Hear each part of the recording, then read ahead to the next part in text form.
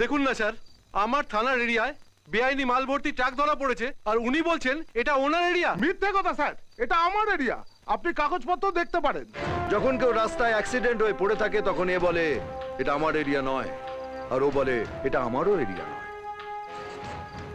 আর যখন বেআইনি মাল ভর্তি ট্রাক ধরা পড়ে তখন দুই থানার অফিসার দৌড়ে আসে ট্রাকটাকে বগল দাবা করে নিয়ে যাবে বলে। মালের কি মহিমা, তাই না? দুজনেই যখন এসে পড়েছেন তখন মালটা দুজনেই ভাগ করে নেবেন। ডালা খোলো। বলছি স্যার।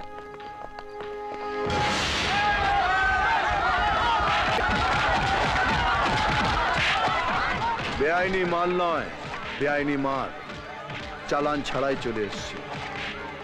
সবটার দরকার নেই, দু একটা পড়লেই